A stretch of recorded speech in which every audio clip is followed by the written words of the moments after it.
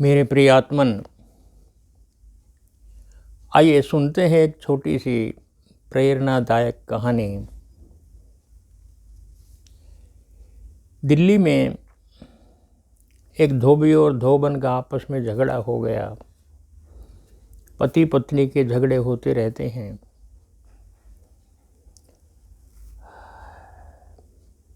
दिन में झगड़ा हुआ, मूड खराब रहा। रात को लेट गए बिस्तर पर। एक ही कमरा है, एक ही बेड है, दोनों उसी पर लेटे हैं, लेकिन एक का मुंह पूर्व में है, एक का पश्चिम में है। जब प्रेम होता है तो हजारों मील का फासला हो फिर भी निकट होते हैं, निकटता का एहसास होता है। और यदि आपस में घृणा हो जाए, क्लेश हो जाए, तो एक ही बिस्तर पर लेटे हुए भी हजारों मील का फासला हो जाता है।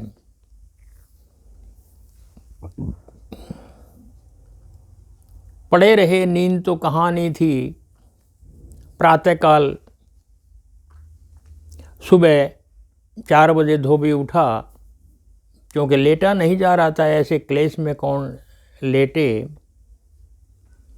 और उसने अपनी गठरी उठाई और उन कपड़ों को धोने के लिए यमुना किनारे अपने घाट पर चल दिया।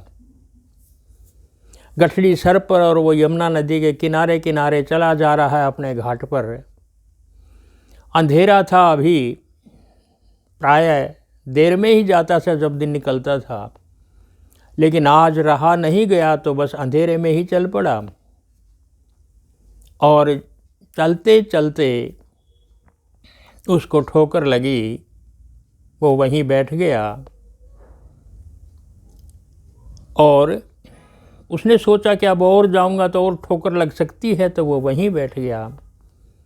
और उसने अंधेरे में ही टटोल करके देखा, सामने जिससे ठोकर लगी थी वो एक थैला था जो पत्थरों से भरा हुआ था। वो बैठ गया और उसने अब खाली बैठा क्या करे, एक पत्थर उसमें से निकालता थैले में से और यमुना के पानी में फेंक देता। फिर एक पत्थर निकालता और यमुना के पानी में फेंक देता। इसी तरह पत्थर निकालता रहा और फेंकता रहा यमुना के गहरे पानी में। खाली आदमी कुछ करता भी नहीं, प्रायः दूसरों पर पत्थर ही फेंकता है। पत्थर निकालता रहा, फेंकता रहा, एक एक पत्थर निकालता रहा। उसके लिए खेल था ये, पत्थर निकालता रहा, फेंकता रहा। और उसने सारा थैला खाली कर दिया। सारे पत्थर उसने यमुना नदी के गहरे पानी में फेंक दिए। एक पत्थर बचा था। जो ही उसने हाथ में पत्थर लिया और ऊपर उठाया फेंकने के लिए, इतनी देर में सूर्य देवता निकल आए।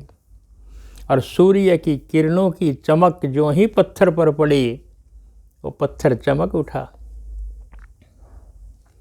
और उसने ध्यान से देखा, ये तो पत्थर नहीं हीरा है। और वो सारा थैला हीरों से भरा हुआ था। अब उसके पश्चाताप का ठिकाना नहीं।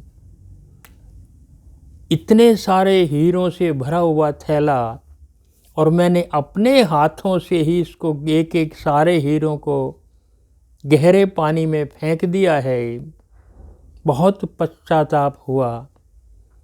लेकिन एक पत्थर बचा था, उसकी पहचान हो गई कि हीरा है। उसी एक हीरे को ही लेकर के बाजार में गया, लाखों रुपए का बिका। घर में आया, पत्नी से भी समझौता हो गया, प्रसन्न हो गया, भविष्य का जीवन बन गया। दुख केवल धोबी को नहीं, हमें भी हुआ था। पत्थरों को, हीरे को पत्थर समझ करके धोबी ने फेंक दिया। मित्रों, हमारी अपनी यही स्थिति है। हमने इस मनुष्य जीवन को, जो अनमोल हीरों से भरा हुआ है, परमात्मा ने दिए हैं, हमने उनको पत्थर समझ करके वासनाओं के जल में फेंक दिया है। जीवन भर एक एक करके वासनाओं का जो पानी बह रहा है, गहरा पानी, हम एक एक हीरे को वासना के गहरे गर्त में फेंकते चले जा रहे हैं, फेंकते चले जा रहे हैं। और बिल्कुल धीरे धीरे ये मानव शरीर जो इतना अनमोल है वो हीरों से खाली हो गया है। काश अंतिम समय में भी ज्ञान की कोई किरण हमें छू जाए, ज्ञान की एक किरण हमें मिल जाए और पता लग जाए कि मनुष्य शरीर जो इतना अनमोल है ये पत्थरों से नहीं, ये हीरों से भरा हुआ है। अंतिम समय में भी ज्ञान मिल जाए, चाहे हम मृत्यु शैया पर पड़े हों, तब भी मनुष्य ब्रह्म को पा सकता है, परमात्मा को जान सकता है, स्वयं को जान सकता है, पहचान कर सकता है मैं कौन हूँ। एक ज्ञान की किरण चाहे किसी उम्र में मिले, हताश ना हो कि अब तक मेरा जीवन समाप्त हो गया और मैंने सारे हीरों से भरा हुआ जीवन पत्थर समझ करके फेंक दिए हैं। कोई बात नहीं, अब तो कुछ तो जीवन बचा है। इसी में भी सत्संग में, किसी शास्त्र में अपने भीतर डूबने से, ध्यान करने से एक किरण ज्ञान की मिल जाए तो अभी भी हमारा जीवन जीवन बन सकता है, हमारा जीवन सुधर सकता है।